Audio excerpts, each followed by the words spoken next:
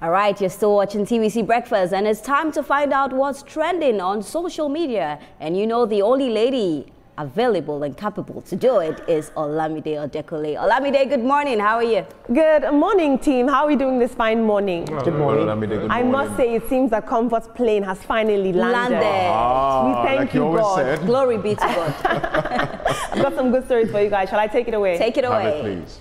Good morning, Nigeria. I always say that TVC has a finger on the pulse and our eye on the streets. And here on the Trending Now segment, we do our best to bring you trending stories that are shaping the world that you and I live in. As we just heard, the Nigerian Civil Aviation Authority, they've dropped the charges against Comfort. But I wonder if it had anything to do with this. First story. Nigeria's Minister of Power, Chief Adebayo Adelabu, has dismissed swirling rumors that he built a luxury mansion in just 2 years as a minister. Adelabu says the property in question is not an overnight project because the construction began in November 2021 and wrapped up in August 2023, a full month before he was appointed Minister of Power. He says that it's actually a redevelopment of a house he first built back in 2010 during his days as a senior banking and finance executive, upgraded to match the demands of his growing public profile. Now, the mansion only came under the spotlight after a viral video captured him hosting Fuji legend Wasiu Alabi Pasuma following the Ibadan North by-election campaign flag-off. Now, the minister is demanding the withdrawal of the report and warns that if it doesn't happen, the next step could be the courtroom. It's important that while we want to hold our leaders accountable, we separate and sift between perception and truth. Chief Bayo Adelabu, with all indications, was very wealthy before he stepped into power. Why do we constantly expect our leaders to self-flagellate? Let's take a look at social media.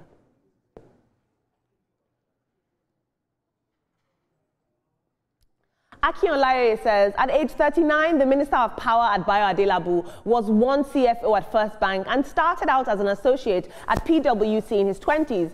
Being a former CBN Deputy Director and now Minister, his new house in Ibadan is within his means. Only a man at peace shows such. Congrats, Egbon, but give us stable power. It's a fair perspective. Crypto Chief says, this is the height of wickedness and a display of stolen wealth. Millions of Nigerians are sweating in darkness. Businesses are dying. Children are reading with candlelight. Hospitals can't run equipment because of epileptic power. And yet the Minister of Power, the man paid to fix this mess, is busy flaunting his gigantic White House mansion. Where have the masses gotten it wrong in Nigeria? Very interesting. And finally, Henry says, go and study who Bayo Adelabu was before becoming the Minister of Power. Some naive Nigerians think anybody in government who has mansions and investments got that from government. Most ministers, governors, and lawmakers were billionaires before accepting that position. I wonder if there's a correlation between wealth and leadership. But moving on into the church, the General Superintendent of Deeper Life Bible Church, Pastor William Kumuyi, has expressed displeasure over the mounting pressure for him to step aside, stressing that the decision rests solely with God. The 83-year-old cleric addressed what he described as subtle agitations within the church after remarks by a young preacher who had emphasized the need for leadership succession. Pastor Kumuyi noted that biblical examples show that leadership transitions are determined by divine will rather than human demands. And he explained that he has now created platforms for many gifted individuals within the church to minister, but he's also maintaining that the appointment of a new leader will only happen on God's terms. Take a look at what he had to say. I need to get all this corrected.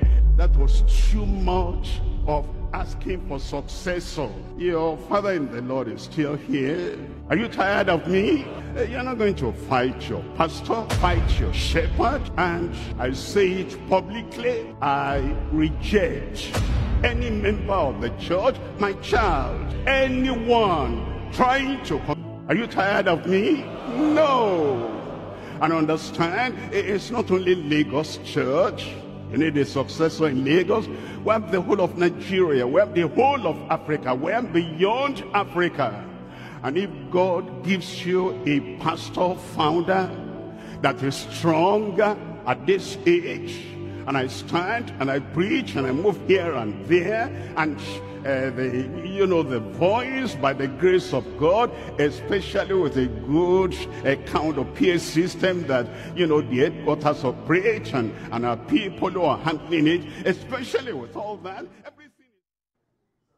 Now, I'm very torn here because I do understand the concept of divine leadership and God appointing a leader. On the other hand, whether we like it or not, a church must put in place structured succession in order to solidify their future as an institution. But let's take a look at social media.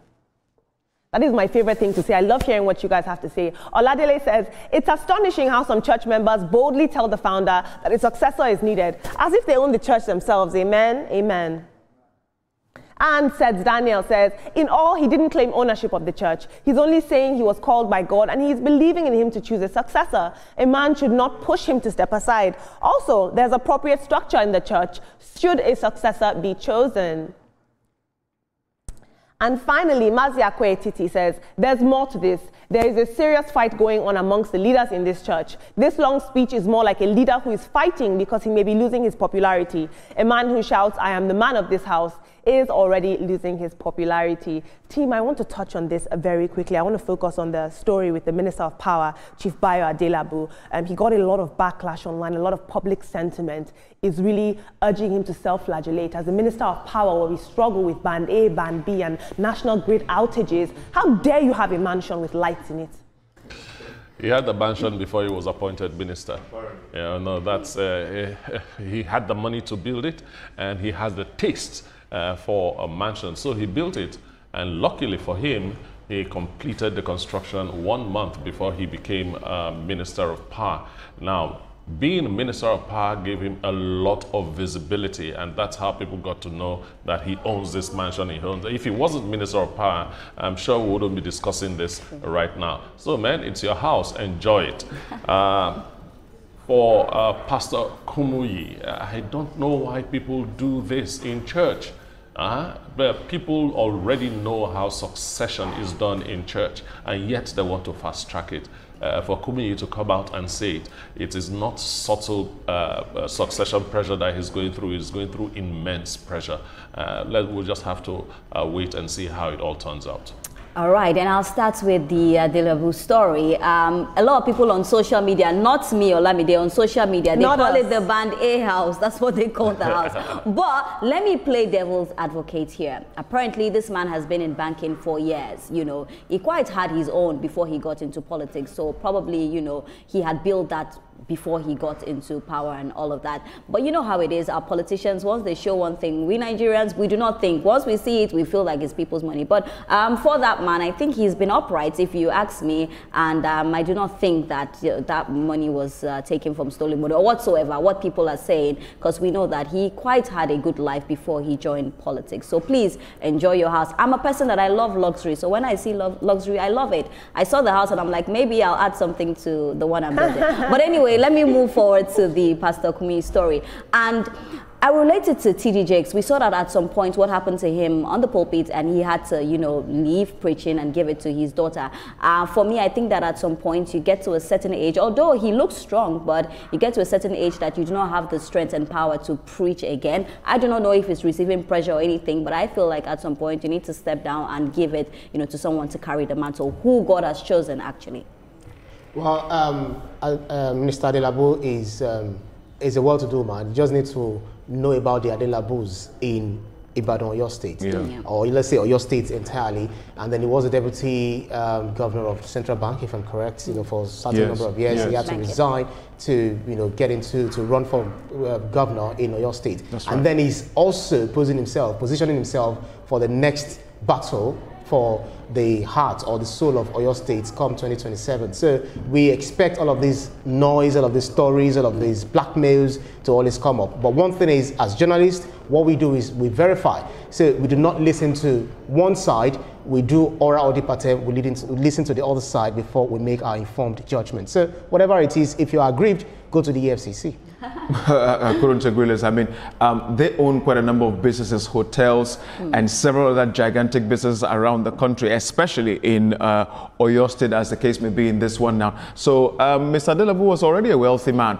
Now, whether he built the house before or after, it doesn't mean he, you know, took money from the ministerial coffers to do this. And so let's, you know, not always allow sentiment override us. Pastor Kumuyi is a founder of Deeper Life Church. If you get into the history of that church and how it began, you would understand the kind of labor he has put on ground for what it is today. If you as a leader in that church, you are tired, you can as well leave and go start your own church. Nobody is stopping you. But to be inside another man's house and want to tell him how to run it, no, no, no. There's a structure on ground for succession. When that time comes, it will happen. But if you don't tire you, waka. Absolutely, indeed. The politics of power is constantly at play in society. Yeah. On one hand, we have the minister of power, and on the other hand, we have a power tussle in the church. Yeah. I'll take some more stories. Moving on, I want to warn you that the viral clip you're about to watch contains some disturbing assault, and it has continued to stoke debate and concern online. This incident transpired after 2 South African women were allegedly caught stealing jewelry and money from a group of Nigerian men. But what has drawn even sharper condemnation is the intensity of the reaction for the Nigerian men involved. Take a look at this disturbing video.